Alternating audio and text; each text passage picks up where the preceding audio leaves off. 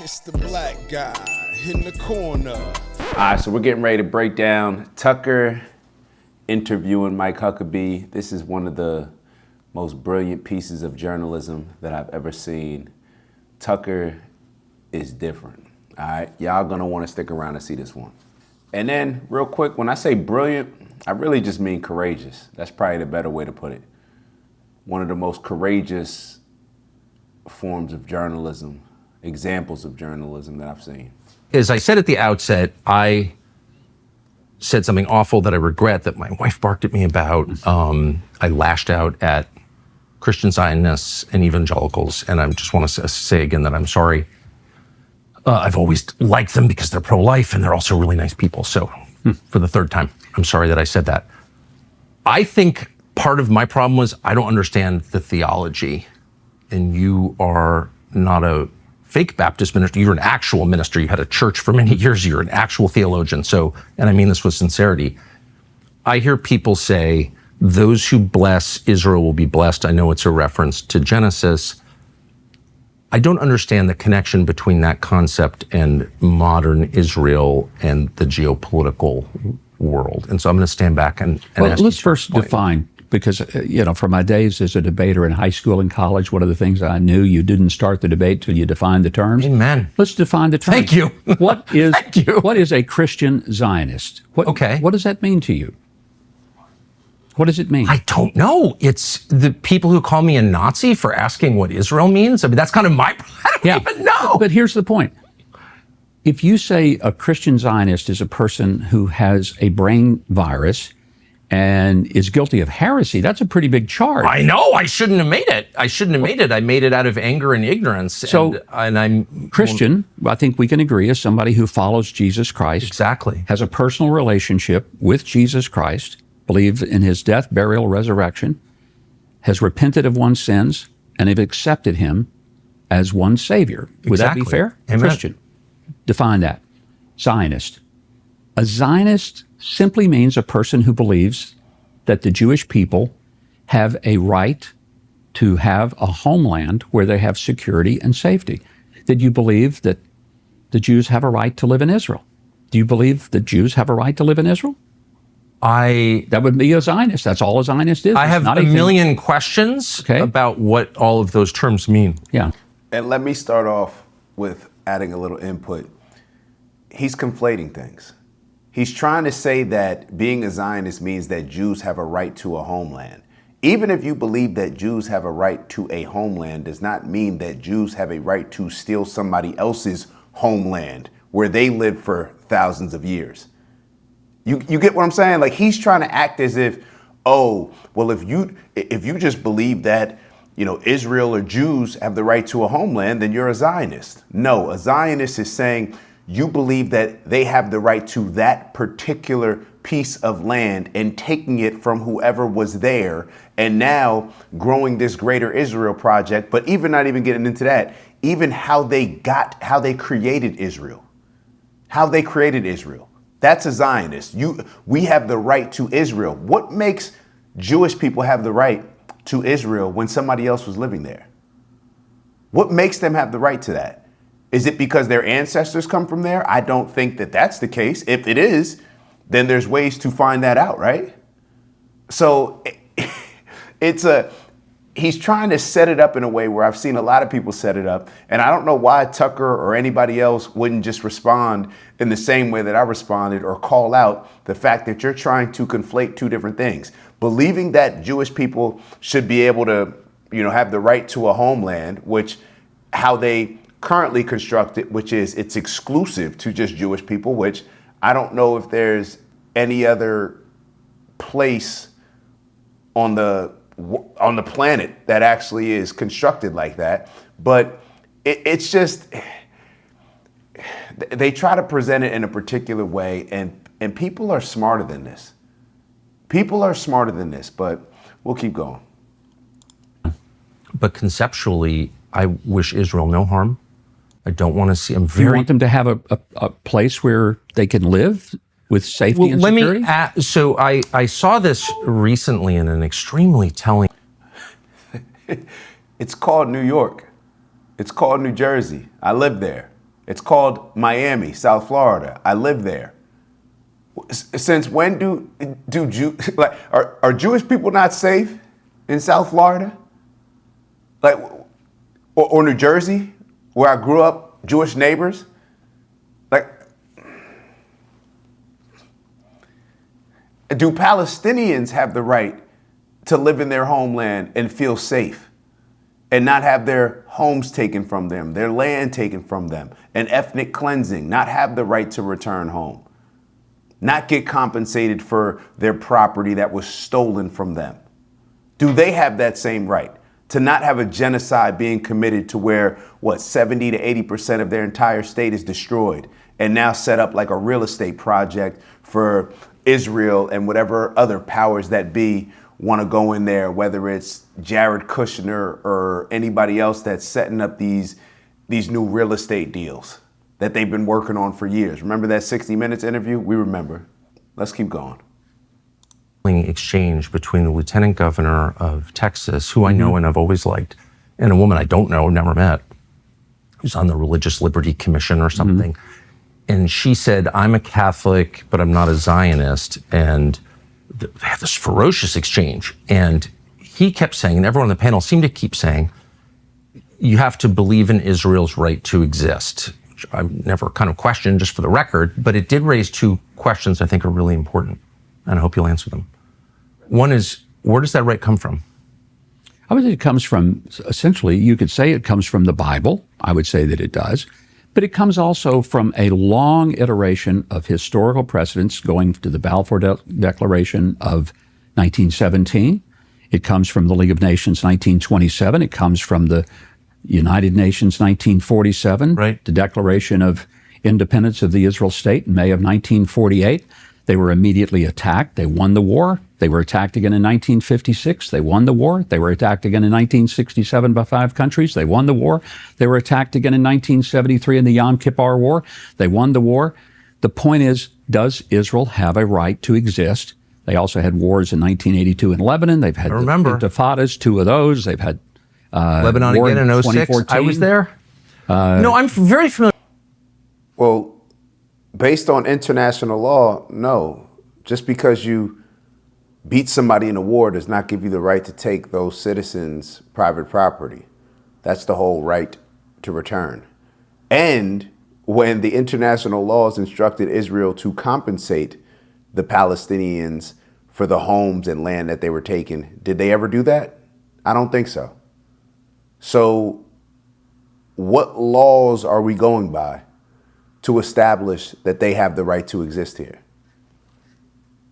With the modern history of the state, okay, pretty familiar, I think. And I've been but here. A Zionist simply means somebody who believes that Israel has a right to exist. Now, the question is, do you believe Israel has a right to exist? I guess. I mean, I want Israel to exist. Well, no, but I want to know what that means. So, like, do other countries have a right to exist?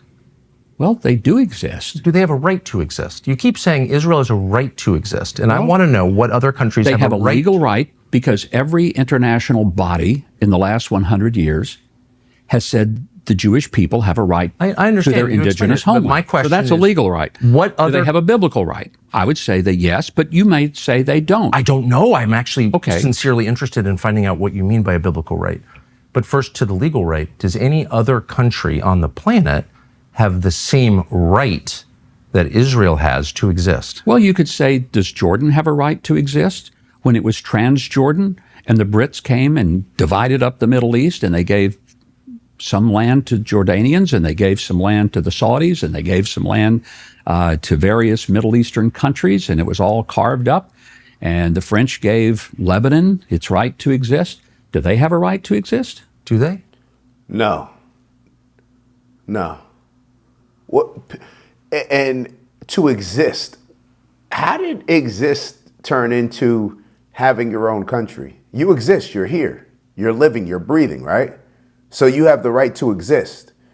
Now, when you're talking about a country, why would a country have the right to exist? People have the right to exist. And I think I heard Tucker say this a while back.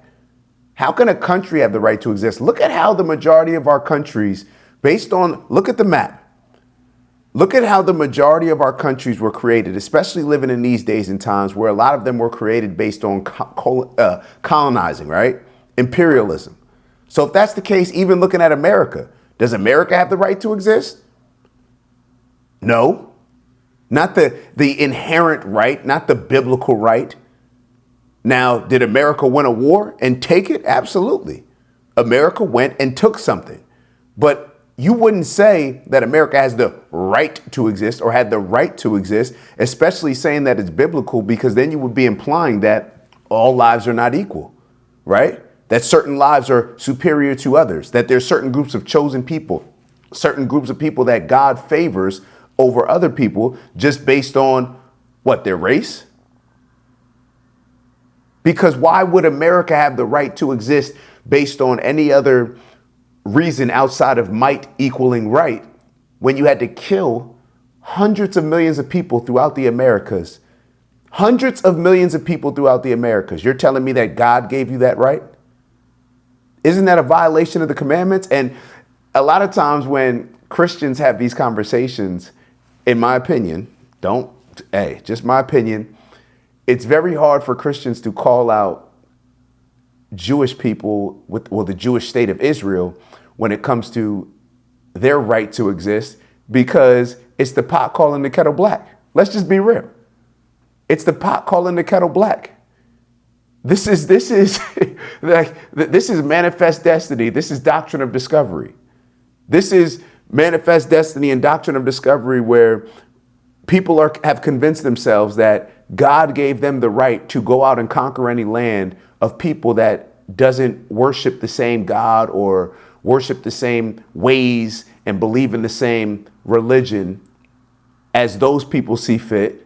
So it gave them the right to take and pillage and do whatever else with those groups of people, and just build their empire. So it's very hard for Christians a lot of times, I see, to call out Israel, because Israel in a lot of ways is following the same blueprint of European colonization, if we're just being real. But let's keep going. Well, why not? Okay. Every country. Does the U.S. have a right to exist? I'm asking you. Okay, and I'm telling you, I think the U.S. has a right to exist. Okay. We came here, but we came there. We're in Israel now talking. But does the U.S. have a right to exist? Does anyone question whether we have a right to exist? I don't. I do. Yeah, but of course, I'm for America. Good for you. And that's what it comes down to. That's why I say we're hindered in a lot of ways of how we can call out Israel, because we know that we did the same thing here. You can't call out the principles, the bad principles or violation of principles, violation of commandments that Israel's committing, when the same violation was committed here. So unless you're calling out both and just acknowledging it, but Tucker being so pro-American, he's not willing to go about that, because then that opens Pandora's box for a whole lot of other discussions, right? When you talk about the right to exist, especially when you're talking about Israel and basing this entire argument on people who allegedly were there thousands of years ago. Well, Europeans weren't in America thousands of years ago. So were the indigenous people who were here, don't they have the right to exist? So don't they have the right to have their country back?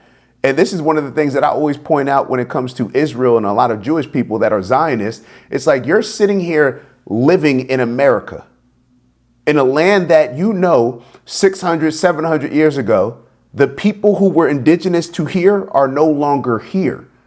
You're living on their land. We are all living on their land.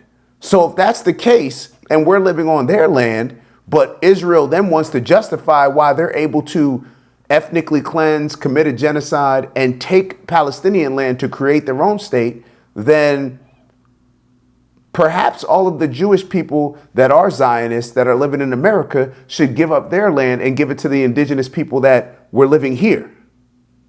Oh, but that probably won't happen, right? Okay. Every current country on the map has the same right to exist that Israel has. Is that what you're saying? I think what we're saying is that when a country has established itself and it is following international law, it has been deemed by numerous bodies that it is indigenous to its homeland, as Israel is, This is its homeland. It goes back 3,800 years to the time of Abraham.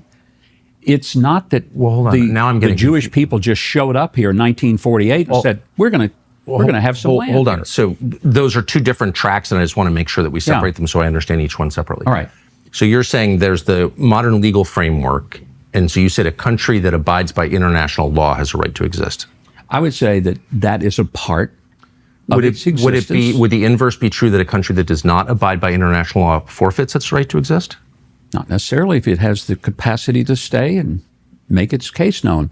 But there have been Jewish people in this land, okay, but that's in this very land, for 3,800 years.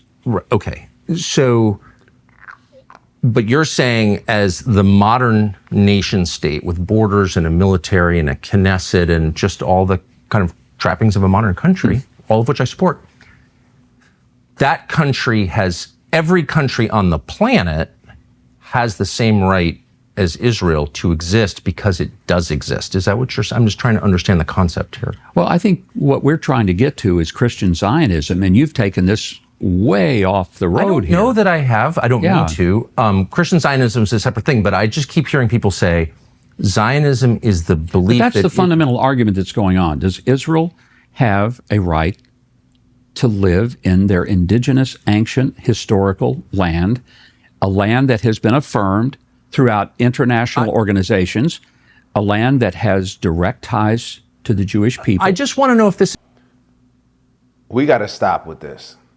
Like, this is ridiculous. Nobody believes that any ancestors of Bibi Netanyahu and the majority of the people that are in Israel, their ancestors occupied that land 3,000 years ago, 2,000 years ago, or 1,000 years ago. And there's ways to go about proving that if it was the case. And they probably would go about using those ways, let's say like a DNA test, if the results were going to work out in their favor, right? Because we could just fix this very quickly.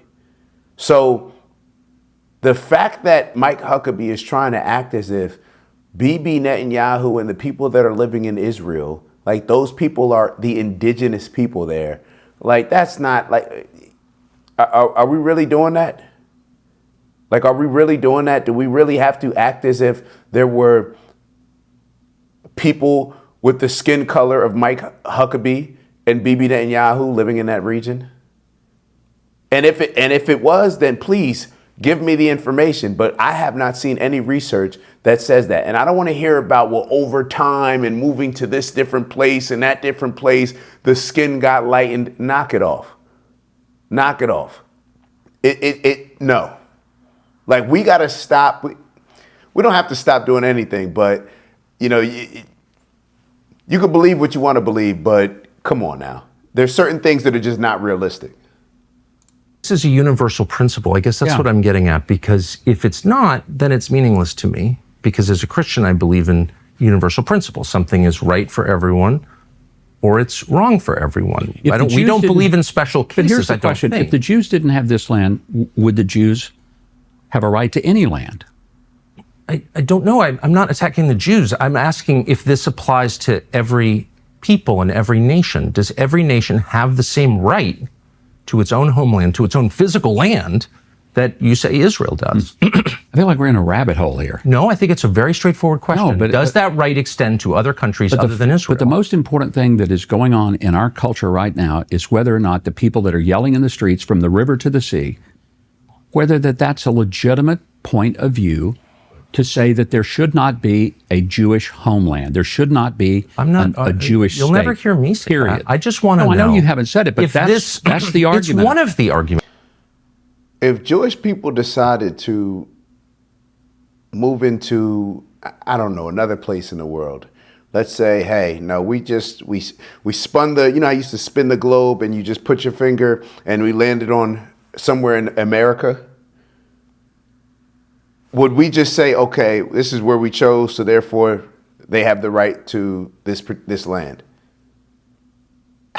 Do we ever take into consideration the rights of the people whose land they're taking?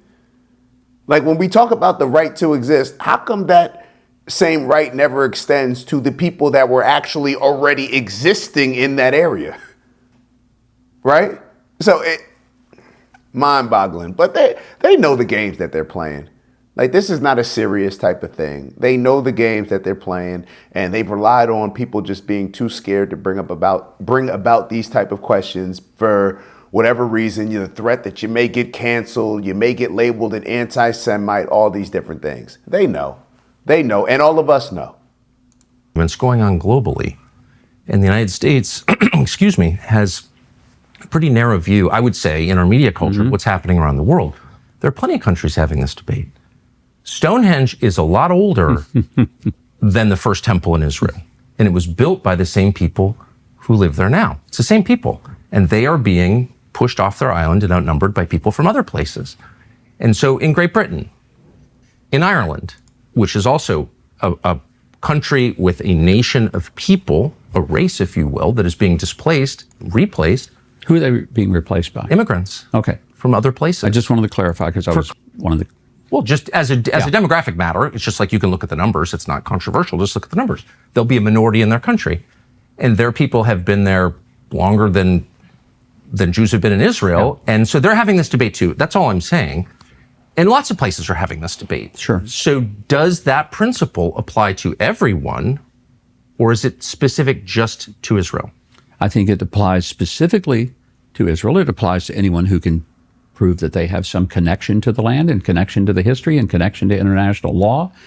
But Israel, I think, does have an bringing extraordinary... up international law? So if, again... Well, no, but let me finish this, yes, Tucker, because here's the point. We're talking about Christian Zionism. The idea that as a Christian, I believe in both the Old and the New Testament. Why wouldn't I? I'm a person of the book. There are 80 million evangelical Christians in the United States. What makes us who we are is our adherence to the Scripture, our belief that the Bible, all of it, not part of it, but all of it, is the Word of the living God. Yeah. So if I believe in the Old and the New Testament, I do believe that there is a very specific call to the Jewish people that started with Abraham, and he called them out of what is now modern-day Iraq, said, "Come where I send you." He came. This is the land. Genesis 12:3. He says, "I will bless those who bless you, curse those who curse you." In Genesis 17, he looks out at the world. He says, "Look, and this is where I'm giving you the land." Question: is that the case for Christianity? Because I've heard a bunch of different things. I heard that Jesus is the new covenant, so therefore you're not supposed to still abide by the old covenant of the Old Testament. So I'm a little bit confused, because if you believe in both, don't they contradict each other? Now, I'm not saying that you don't believe in the Old Testament as far as like, hey, this was a real thing. This is what we came out of and advanced to this New Testament. But trying to live by the principles of the Old Testament while believing and trying to live by the rules of the New Testament contradict themselves. So I don't know exactly what Mike Huckabee is trying to get at, because people who believe in the Old Testament are going to live totally different lives by totally different principles than those that move by the New Testament. So a little confused by that. I think and it's since that time, there have been people living in this land, right, connected to that moment of history. So there is a historical connection that is unbroken. You've said that, and I want to ask you what that means a little more specifically, if that's okay. But first, let me just say that you could say the same thing of Britons who've been there in their land longer. Is anybody trying to tell the Brits they can't live there anymore? No, what's happening is... But they are saying that to the Jews. Oh, okay, but I just want to... Well, the people who are saying it are the ones whose land you took, or they're people who are saying it are supporting the peoples whose land was taken to create the state. So just like if I came home to my place that I live and somebody was there and they said, "Oh, I have the right to exist. So by that right to exist, that means that I have the right to your apartment," and I changed the keys. People now chanting like, hey, let's say if there was a chant, obviously there's no, let's say it was apartment 4B. Yeah, apartment 4B, the East Wing, they have the right to exist or whatever. We're chanting from 4B to 4C. Then you could understand that, hey, I already lived here. Like, this is my home. Like, I was living here and then it was taken from me. Based on what? Based on you saying that your ancestors were living here thousands of years ago? Like, would anybody on this planet that is above the age of 5 years old think that that's okay? Matter of fact, younger than 5 years old. This was my toy. You took it. Me asking for it back is different than it being your toy and you acting as if I'm trying to steal something from you. No, you stole it from me and I'm trying to get it back. If you would extend the same sympathy or the same principle, you seem like you think I'm trying to trap you. I'm not. At all trying to trap you. It'd be as simple as saying native Britons have the same. I got no problem with the native Brits having their land. Having the right to their land. But my point is, I don't know that there is a biblical connection for the Brits. Okay. But I would say, so that's what it comes down to. Take that off the table, and I think there's still a basis for the Jews having this little bitty strip of real estate. I'm not even arguing with you. I'm just trying to.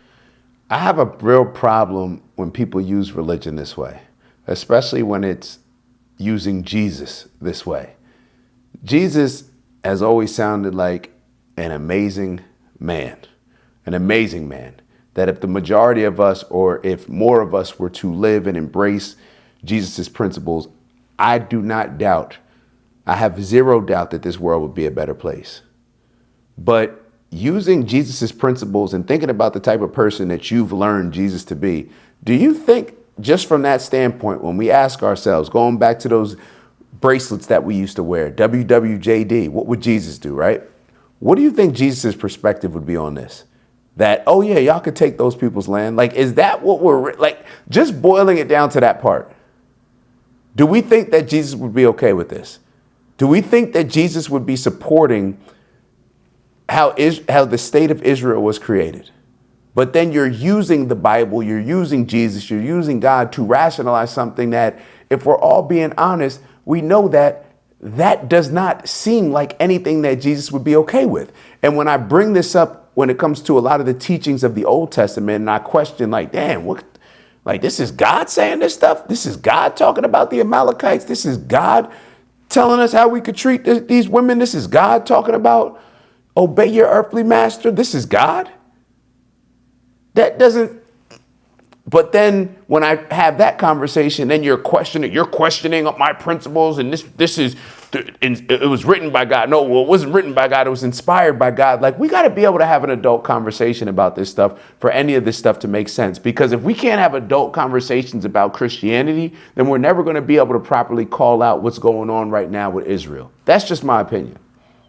At all. I'm just trying to understand what it is that you're saying, because it's not obvious to me, and maybe it's an IQ problem, but I'm having trouble understanding this.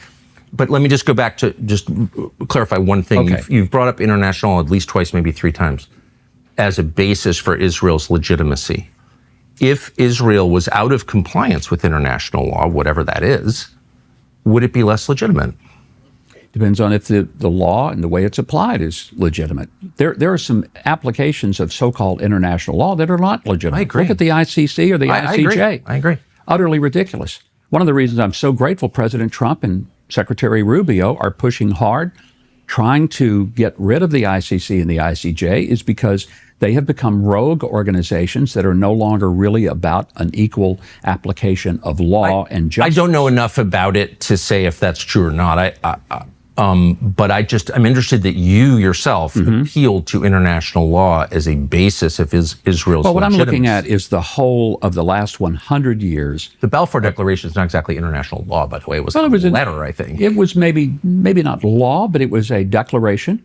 It was an assumption and a declaration that was done by Lord Balfour in Great Britain. At that time, this land was under the British mandate, and he said the Jews should have the land that was theirs from 3,800 years ago. It was simple as that. Right, and I'm not debating that. I'm just it was not international law. It was a colonial power saying, okay, but then here's how later we're going it to was divide up the international world law after under the League of fall Nations, Ottoman under the Empire. United Nations, and then because of the victories that Israel had against those who tried to annihilate them. And it wasn't just that they were trying to take a little piece of their land, they tried to annihilate them. Okay. And there is still to this day the shouts of from the river to the sea. And Tucker, that means only one thing, not the shrinking of Israel, but the annihilation of Israel. I don't think That's You see how they try to conveniently apply international law or with the UN when it makes sense or supports their argument, or at least Mike Huckabee thinks it supports his argument. But you never hear them talking about that international law after World War II was that you can't take private property of citizens just because you beat them in a war. But they don't ever bring that up. All right, I get it. I don't think you can say that you know what it means, actually, because you don't know what's in people's hearts. So why don't we just deal with the facts? Maybe some people mean it. I know to it's in their mean that. mouths. I know it's in their minds. But I'm not, look, you'll never hear me say that. What you will hear me say is I'm confused by what the definitions are. So let's go through this. You've appealed to Genesis. Genesis 15 says it's Abram, it's pre-Abraham, it's Abram, receives from God the news that his descendants will inherit the land. And you tell me as the theologian if I'm getting this wrong, but from the Euphrates to the Nile. I think that's right. And that would include like basically the entire Middle East. That would be the Levant, so that would be Israel, Jordan, Syria, Lebanon. It would also be big parts of Saudi Arabia and Iraq. It would be, I'm not sure it would go that far. I mean, it would be a big piece of land, but here's the point. It would be a lot of places that are now countries. But this particular area that we're talking about now, Israel, is a land that God gave through Abraham to a people that he chose. It was a people, a place, and a purpose. We can look at it that way.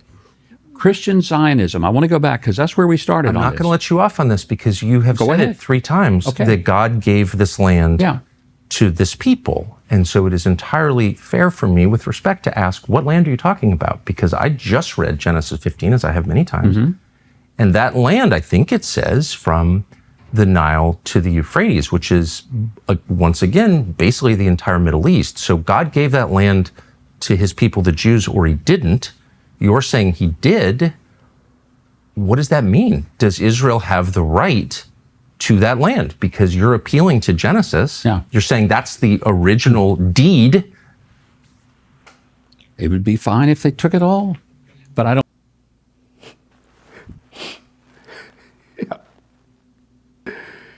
Does anybody, it's hard to have a real conversation about Christmas if we don't acknowledge that Santa Claus is a made-up character. Are we really still trying to sit here and act as if God gave a certain group of people land? Like, is that the God that y'all worship? A God that would do something like that? A God that would be okay with that? All of his children, but no, I'm going to choose them. They're special. Like, my parents wouldn't even do that. You'd be a bad parent. But for some reason, when it comes to God, I guess we lower the standards for God and give God grace that we wouldn't even give our parents.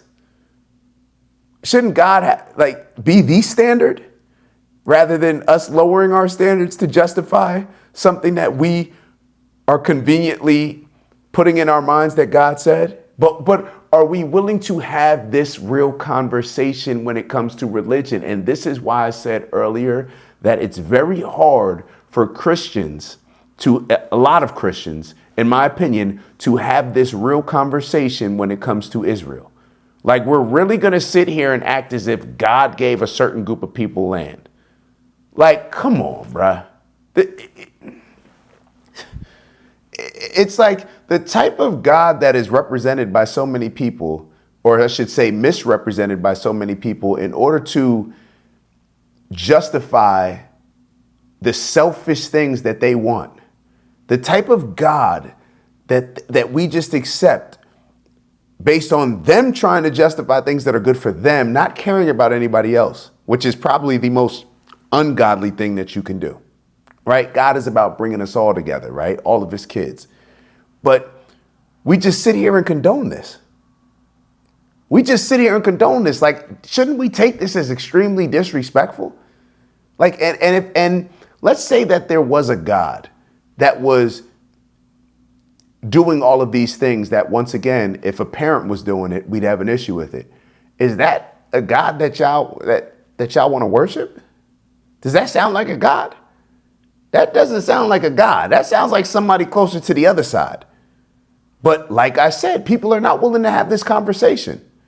People are not willing to have this conversation. Does this sound like anything that Jesus would be pushing? Does it sound like that? Just be honest from that standpoint. Using your common sense. Don't reference the book to prove the book. Use your inner light. You communicate with God and you tell me after you spoke to God if God agreed with what Mike Huckabee said. I don't think that's what we're talking about here today. What would be fine? Well, it's exactly what we're talking about today. But here's what I don't think you think it would be fine if the state of Israel took over all of Jordan? They don't want to take it over. They're not asking to take it over. But you're saying that the reason that Israel is legitimate, has this inherent right to exist, is in part because God gave it to his people. And I am going to the same Bible that you're referring to and noticing that that is a huge piece of land. So if God gave them that land, then they have a right to take it now by your definition, unless I'm missing something completely. Well, I think you're missing something because they're not asking to go back to take all of that, but they are asking to at least take the land that they now occupy, they now live in, they now own legitimately, and it is a safe haven for them. But may I ask, though, as a Christian pastor, this man, I have to re-emphasize because I actually didn't, or I have to emphasize because I actually didn't address it in, a couple seconds ago. A Christian pastor is saying that he would be okay if they took all the land. We're talking about the right, because I have to emphasize that part because Tucker keeps asking him, but they do have the right to do it based on what's written biblically. And they don't want to take it all. That's not the question. And just because they don't want to take it now does not mean that they don't want to take it tomorrow. So if they decide tomorrow that they want to take it, then they should be able to take it. Is Mike Huckabee, or should I say, does Mike Huckabee think that we're just not aware of this greater Israel project? Does he think that we're just too ignorant to know about the clean break memo, or the clean break strategy, I should say? They rely on our ignorance and our fear to justify a whole lot of these things. Our ignorance and our fear, that's what they rely on. it's because you're explaining what Christian Zionism is and your theological beliefs. And I think you just said it would be fine with you if the state of Israel took all of Jordan, all of Syria, all of Lebanon. That's really not exactly what I'm trying to say. I'm asking, Tucker. is that what you said? I thought that's what you just said. It was somewhat of a hyperbolic statement in that, if that's what you feel like that we're talking about, but it isn't. A pastor making a hyperbolic statement while Israel is currently committing what a whole lot of people agree, international laws, and that's why Bibi is a war criminal. A whole lot of people believe that Israel's committing a genocide, and he's using hyperbolic statements in order to say certain things about them taking even more land and having the right to do it. My fault, the God-given right to do it. This is insane. We're talking about this land that Israel, the state of Israel, now lives in and wants to have peace in. They're not trying to take over Jordan. They're not trying to take over Syria. They're not trying to take over Iraq or anywhere else. But they do want to protect Lebanon? their people. No, they're not trying to take over Lebanon. But you're saying that as a religious man, as a Christian Zionist, you agree with a lot of religious communities here in Israel that the justification for this country is theological. It's a contract between God and his people. And I'm telling you that contract includes a tract of land that is much larger than the current nation state. So you may be a bigger Zionist than even the Jews are that live in Israel. I'm trying to understand the implications of your theology for geopolitics, because you're saying that the present government of Israel has a moral right to take over what are now other people's countries. No, I didn't say that, Tucker. Then what are you saying? I'm simply saying that the people who live in Israel I think, have a right to have security, have safety. They have a right to be able to live in this land that they have a connection to for 38 I told myself when I said a prayer that I would not get annoyed, but as someone who is, the father of daughters, when I see child molesters hiding in Israel and escaping American justice, I think I have a right to safety in my country too. So you can understand that I think most people feel they have a right to safety. I do think Israel has a right to safety, and I hope that for them, and I'm sincere, but I'm an American, and I have a right to safety in my country too. Of course you do. Agree? And I think, but I just want to get to this point. If Israel were to say, God gave us in Genesis 15, all of Lebanon, all of Syria, all the way up to Iraq, would that be legitimate in your view? I don't think in this particular day and time they're asking for it. Would it be legitimate? I'm not sure that it would be. Why? Because you just said that God gave it to them. Because I think that there is an understanding that the people of Israel today, now if they end up getting attacked by all these places and they win that war and they take that land, then okay, that's a whole nother discussion. He just let the cat out the bag. So that's what all this is about. That's why you gotta like have all these things where you're creating these conflicts, but then you can act as if, oh, we're just responding. Isn't this what Charlie Kirk brought up about October 7th? When he says, was there a stand down order? Charlie Kirk was saying, I've been to Israel several times. There's no way that it took that long to respond to something like October 7th, the October 7th attacks, unless there was a stand down order. And didn't it already come out that they were already aware of, like they had gotten the heads up that they were going to come through with the paragliders, however they've gotten, like, wasn't this already known? And this seems to be a reoccurring theme in other areas. It seems to be a reoccurring theme, a pretext, like all these different things that are happening. And then it's like, oh, we can justify now doing what we already wanted to do because now we're on the defensive. So we can go on a pure offense, but act as if we're on the defensive, right?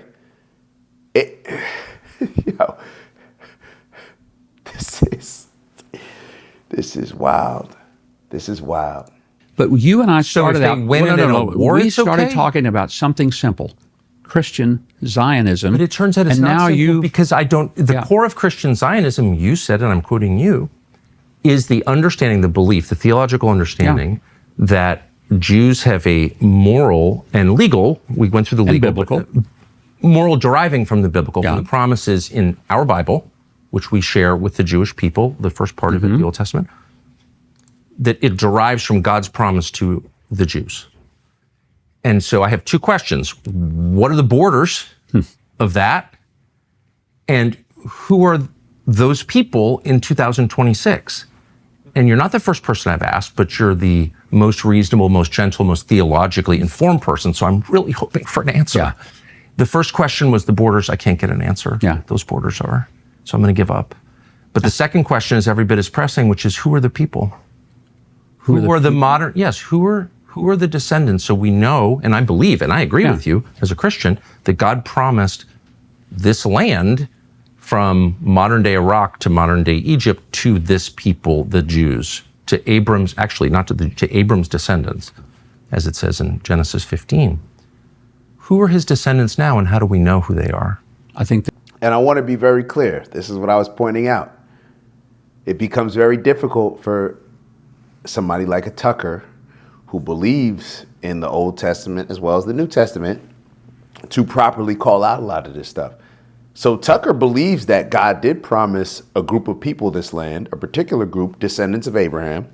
However, Tucker just doesn't believe that Bibi Netanyahu and the people that are currently occupying or living in the state of Israel, that those are the actual descendants. So that's completely different than what I'm saying. What I'm saying is I don't believe that any God would just promise, a group of people, a particular land. And if God did do that, then perhaps that's the reason for the new covenant, because that was the old way of looking at things. So therefore, Jesus came and gave us the light, right? He gave us the light, and therefore we're supposed to look at it in a different way and now abide by what would Jesus do, unless I'm missing this. Because if we are justifying Israel being legit, if we're legitimizing Israel based on what's in the Old Testament, then what other behavior could we legitimize based on the Old Testament? Should I be able to beat a slave? And as long as they don't die on the next day, then I should be good? Should I be able to treat women the ways that women were looked at with the Old Testament? Should I be able to commit genocides like God instructed in the Old Testament with the Amalekites, who Bibi Netanyahu has actually referenced when it came to the Palestinians? What else? We pick and choose these things. We have to be consistent. Either the Old Testament is legit and we can live by those standards, those laws, those rules, that culture, or it's not. Which one is it? So I'm a bit confused looking at this from afar, but perhaps my confusion is based on me not having the same affiliation, allegiance perhaps is a better word, to this particular religion or religion in general. I love Jesus. I love spirituality, but I have problems when it comes to situations like this where a lot of times I believe that religion gets in the way of our true connection with God, with our true connection with each other. I believe that it gets in the way, it gatekeeps a relationship. It distracts us from actually behaving godly by justifying certain things that, to my understanding, a lot of us wouldn't agree with that way of life. But a lot of people will say, well, that was, just a different time, a different period. People were different. So the question that I always bring up to that is, do we adjust to God's standards, or does God adjust to our standards? Because God is the all-knowing, all-being, all-powerful, right? So what we're saying is that, well, God made certain laws just based on, that particular day and time. So it was okay to beat a slave during those times. It was okay to treat women the way that they were treated in the Old Testament. It was okay then, but now we have something different. But Mike Huckabee, he's acting as if he believes in both, and that both ways of life and rules and laws should be applied from both areas. So all of this stuff just becomes very confusing for me. Now, the God that I aspire to look up to as the standard, the ultimate standard, it's very hard for me to believe, and I feel like I'm actually doing a disservice or not showing and recognizing God's true power for me to even think that God would adjust to human standards. No, we adjust to God's standards. We adjust to God's standards. You don't just, I make everything a sports reference. Do you adjust your standards to the worst player on the team? Or do you adjust your standards to the person on the team with the highest standards, the highest performance, the highest dedication, the highest commitment? To me, that's what represents God. Humans, if there's a team of gods and humans, humans are at the bottom. Humans are at the bottom, God's at the top, right? So if we're on a team, who do we adjust our standards to? If we adjust our standards to the person who doesn't even commit to it, doesn't come to practice, that's the human aspect, right? The flawed, the sins. If we adjust our standards to that, then what type of world do we think that we're going to create for ourselves? Perhaps one similar to the one that we're living in now, rather than us adjusting our standards to a godly standard. They're the Jews, and we know who they are because they've always been a Jewish people. There has been an unbroken line of Jewish people, and they've lived in this land for 3,800 years. Sometimes not very many of them, because they were chased out all over the world. They were hunted down. They were almost annihilated during the Holocaust. They came back. To this day, Tucker, they represent, you know how many Jews there are in the whole world? Please, No, but I understand. First of all, the greatest genocide of Jews no one ever mentions was by the Romans, where they were literally banned from Jerusalem for 500 years. Yeah, of course. And And it's all awful. And I'm opposed to all of that. I'm opposed to mass killing of anybody, period. I'm opposed to hear killing. you say that. I mean it. Yeah. And I hope we believe can agree that. on that. I believe that. My question is, and it's not a bumper sticker answer, it's a sincere answer, how do we know? Because what you're saying is that certain people have a title to a highly contested region. They own it in some deep sense. So I think it's fair to ask, who are they and how do we know? So the current prime minister's ancestors weren't from here within recorded history. He has no deed. Bibi Netanyahu, on one side, his family's from Poland. They're from Eastern Europe. So how do we know that he has a connection to the people who God promised the land to, Abram's descendants? How do we know that? Well, if you take the genealogies that come not only from the Old but the New Testament, you see that there is a historical connection through the entirety of the Old and the New Testament that details the Jewish connection to this land. Does that include Bibi's indisputable. family? How do we know that if his family Well, if they were comes here? scattered, But how do we know it's the same people? How do you- No, why is that crazy? If you say to me, if they speak the same language, if they worship the same God, if they follow the same Bible, if they follow the same cultures and traditions, and they always pray next year in Jerusalem, and they pray for the peace of Jerusalem, and they pray facing toward Jerusalem, does that not give you a little bit of a clue as to who they well, are? let's go through those. So he just gave the game plan for identity theft. You could do all those things, but not be the how does doing all those things? I could do all those things. That doesn't mean that I have a connection to the land. And especially if I'm trying to demonstrate that I have a connection to the land, I would be more inclined to do all those things. See, look, I'm Jewish. I do all these things. I worship. I pray. You know, I learn the language. Like, how are logical people, intelligent people, using this type of logic? And I would say I don't understand, but I do, and we all do.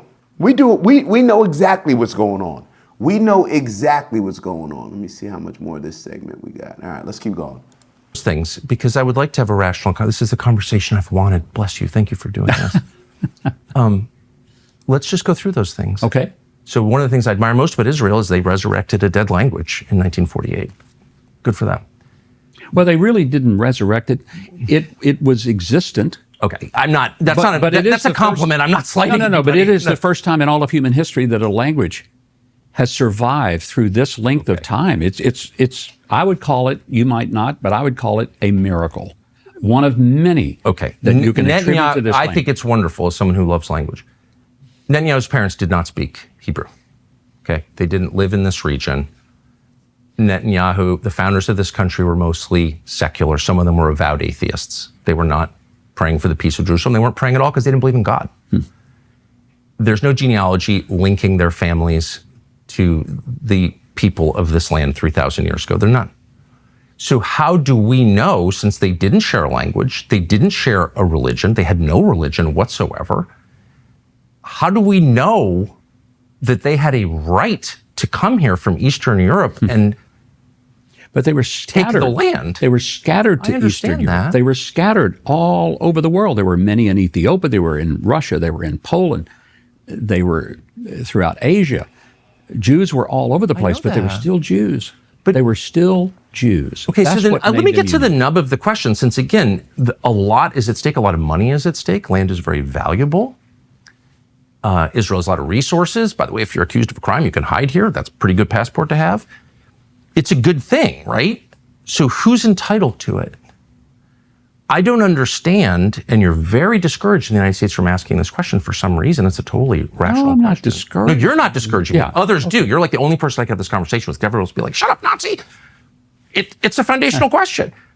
Are you speaking of an ethnic group or a religious group? Well, I think you're looking at, for many people, it is religious. There are people who may not have a deep religious connection to Judaism, but they're still Jews. Okay, so it's an ethnic category. It is ethnic, but it is also religious. It is rooted in religion. You can't take it out of it. Now, that means then there are how some can people, an atheist? Well, I will tell you this. There are some people who say, I'm Christian. They never go to church. They never pray. They never read their Bible. They don't tithe. But they're not entitled to citizenship on the basis of that. Well, they're but not I'm saying entitled they to. still call themselves Christian, course. even though they identify in that way. Here's the difference. You're saying that people who have this identification have a deed to a huge chunk of land on the Mediterranean, okay? So there's, it's a right. You keep telling me it's a right. And so it's totally fair to say, if you come to my house and say, I've got the title to your house, I get to ask, may I see it? Where'd you get it? And that's exactly what happened here. People from Europe, Eastern Europe, came here, in a lot of cases atheists, and kicked out a lot of people who lived here. They bought land. Well, but they did not just throw people out. They bought a lot of land. There's no question about that. They did buy a lot of land. But they also, in 1948, kicked out a lot of people. In the war.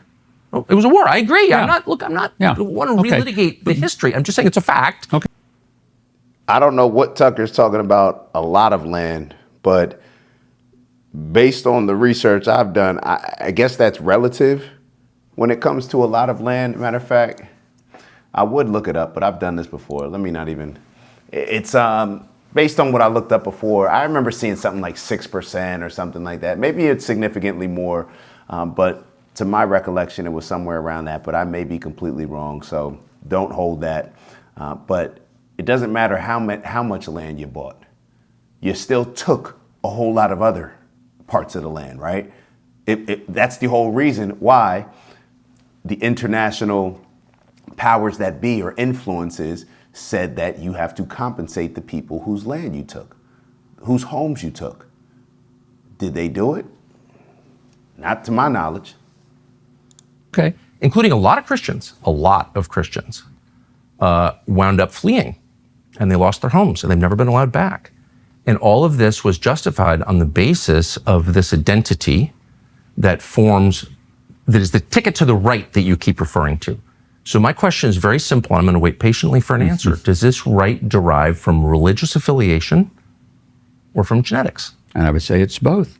But I would also say that when you said the Christians were kicked out, Tucker, Christianity is growing in Israel. Okay, but and there is a big lie that goes out there. But no, let me finish this, because I keep hearing that Christians are really not treated well in Israel. That's a lie. Well, there are lots of different. There are lots of different. There were 34,000 Christians in Israel in 1948. There are 184,000 Christians here today. And by Israel, what are you counting?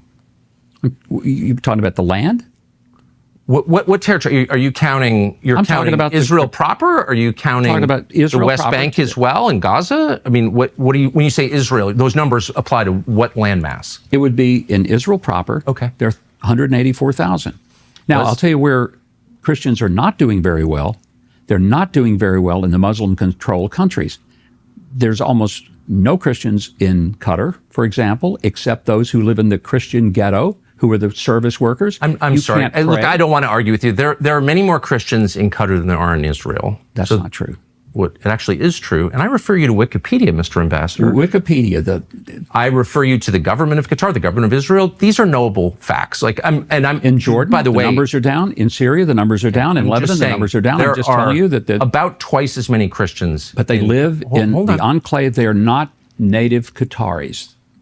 Okay, we're mixing so many different categories here. I'm just saying I get things wrong all the time. You've just gotten something wrong, and I think it's important to acknowledge it. There are many more Christians in Qatar than there are in Israel. Fact. How many?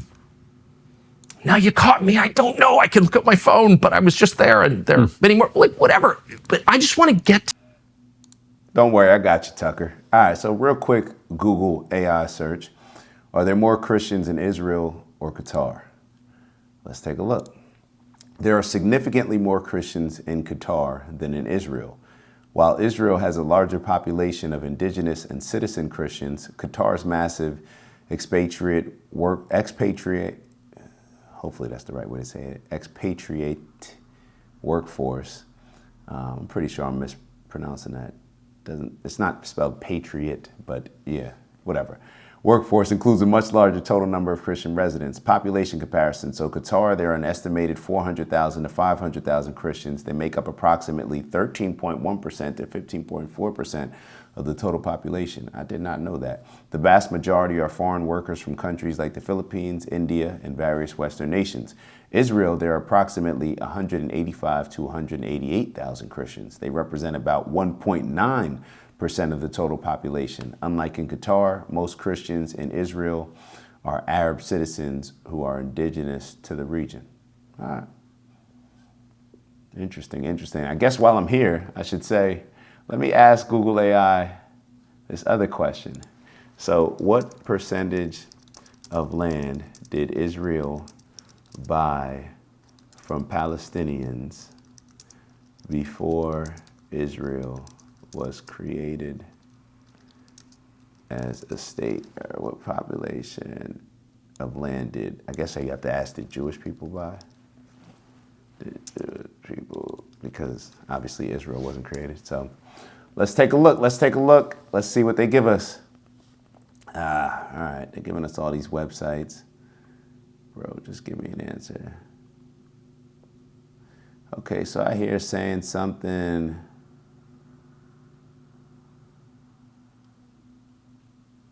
How much land did Jews, all right, let's get into it. How much land did Jews own in Palestine, currently Israel, before British Mandate? What percentage of the land had Jews purchased before 1948? How did they manage to acquire lands during the British Mandate? Okay, I did see something here. All right, so this is just people giving information. I do see something here saying about 6% owned by Jews. It says in total, over 85% of Palestine had been recognized as an exclusive state domain, about 6% owned by Jews, and 7 to 8% owned or leased by Arabs. So I knew I recalled that 6% before. And then this is another website that says, as of 1947, Jews owned 7% of Palestine's lands. And after the 1948 war, 80% of the Palestinian people were dispossessed of their homes, farms, and businesses. TB,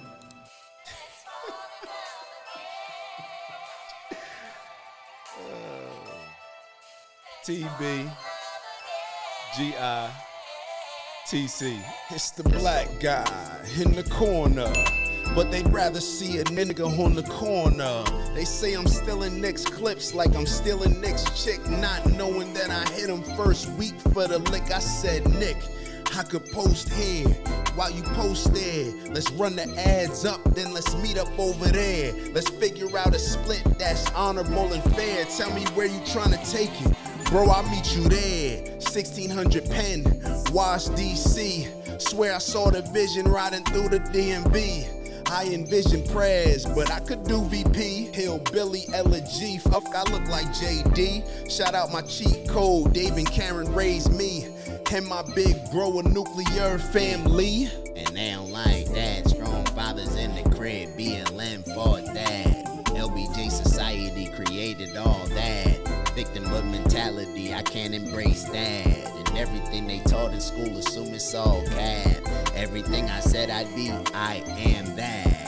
Everything I said I'd be, I am that. Everything I said I'd be, I am that. Ain't no introduction, just some fun facts. In case you were wondering, I am that. I know you heard me hit it 3 times for Dr. Umar. Shout out to Umar, man. We ain't kicking nobody when they down. And shout out to everybody that continues to show love, support, appreciating the message that I'm giving y'all along with the bro Nick's message. We gonna keep pushing, man. And shout out to the haters too, cause y'all in the comments heavy too. y'all the ones that gave me the inspiration to create this song. They kept saying like, who's the random black guy in the corner? I am.